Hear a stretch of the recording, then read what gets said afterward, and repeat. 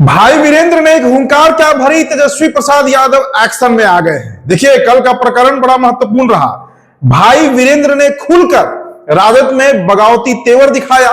स्पष्ट उन्होंने कहा कि तेजस्वी के अगल बगल कई ऐसे लोग हैं, कई नेता हैं जो तेजस्वी को घेरे हुए हैं, जो पार्टी को बर्बाद कर रहे हैं, जिन्हें ना पार्टी के सम्मान से मतलब है, ना पार्टी के गणित से मतलब है, ना राष्ट्रीय जनता दल के विचारधारा से ही मतलब है। अब इस पर काफी बवाल मचा। शक्ति यादव पर सीधा हमला था। शक्ति यादव का, वैसे तमाम लोग जो तेजस्वी यादव को बरगलाते हैं, तेजस्वी यादव को गलत तरीके से गलत रास्ते पर ले जाते हैं, ये बातें भाई वीरेंद्र ने कहा था।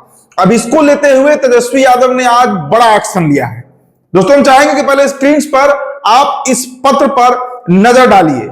आरजेडी का ऑफिशियल पत्र है। इसमें लिखा गया है कि राष्ट्रीय जनता दल के राष्ट्रीय कार्यकारिणी अध्यक्ष तेजस्वी यादव के से हुए परामर्श के आलोक में आरजेडी बिहार का पत्रांक 101 दिनांक 22/1/2025 के द्वारा निर्गत कार्यालय आदेश को निरस्त करते हुए राष्ट्रीय जनता दल बिहार की सभी स्तरों की संगठन इकाइयों और सभी जिला स्तरों के इकाइयों, प्रखंड स्तरों तथा पंचायत स्तर के जितने भी संगठन हैं, सभी प्रकोष्ठों से संबंधित इकाई एवं अन्य संबंध संगठन इकाइयों को तत्काल प्रभाव से भंग किया जाता है। और ये जो प्रदेश अध्यक्ष हैं मंगनीलाल मंडल, उनकी तरफ से ये चिट्ठी जारी की गई है। चिट्ठी पे दोस्तों आप तारीख देख लीजिए, 6 अगस्त 2026।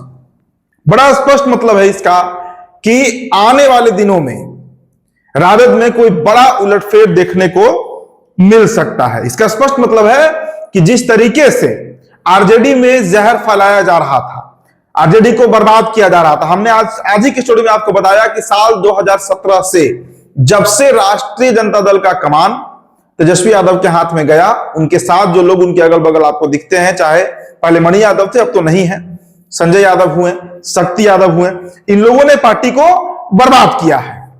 पार्टी जिस स्थिति में आज है, आज रेंग रही है। अभी हाल में देखिए बांकीपुर का चुनाव हुआ, एक ऐसा मजबूत गठबंधन रहा एमओआई समीकरण का, जो कैडर वोट राष्ट्रीय जनता दल का था, वो वोट तक छटक गया। तो अब उसे लेकर जो पार्टी के पुराने लीडर्स हैं, जो पुराने नेता हैं, जो पार्टी के सच में हितैषी हैं, उनको इस पर सोच विचार करना चाहिए। और इसी क्रम में भाई वीरेंद्र ने कल जो बातें कही, उसको लेकर राजद के जो कोर सपोर्टर है, उन्होंने भी समर्थन कर दिया। यह बात तेजस्वी यादव के संज्ञान में पहुंचा कि भाई क्या हो रहा है पार्टी में। इस तरह से अगर पार्टी चलेगा और जिन लोगों को दायित्व दिया जा रहा है, वो दायित्व का निर्वहन कितने अच्छे तरीके से कर रहे हैं, तो देश दुनिया देख रहा है।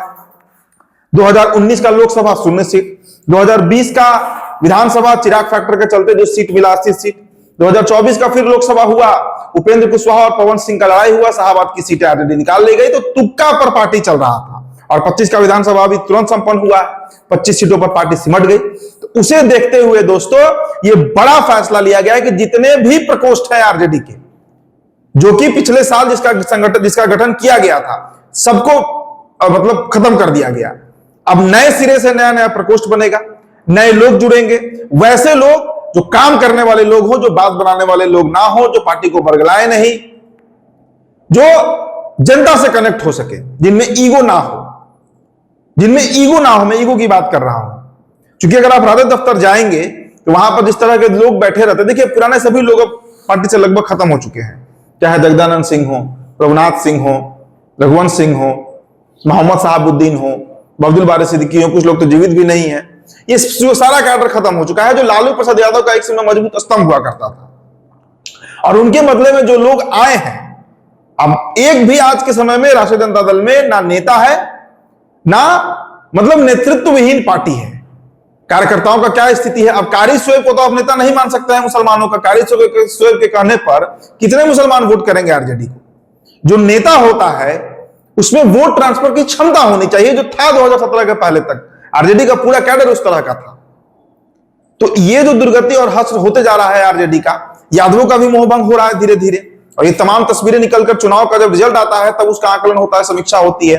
और तेजस्वी यादव का भी जो कार्यप्रणाली है, बार बार गायब हो जाना, विदेश यात्रा पर चल जाना, कभी दिल्ली चल जाना, कभी कलकत्ता चल जाना, कभी स्विट्जरलैंड, कभी अमेरिका, कभी इंग्लैंड, अलग अलग देश घूमते रहते हैं। तो उस परिस्थिति में पार्टी नहीं चलनी है। और यही बात कल भाई वीरेंद्र ने कहा। इसके बाद तत्काल प्रभाव से मंगेलाल मंडल ने चिट्ठी निकाला है, जिसमें स्पष्ट कहा गया है, बातें जो आई है सामने, कि सभी प्रकोष्ठों को ध्वस्त कर दिया गया। फिलहाल दोस्तों इस खबर में इतना ही। अब आगे जो एक्शन होगा वो भी आपको हम बताएंगे। बहुत बहुत शुक्रिया।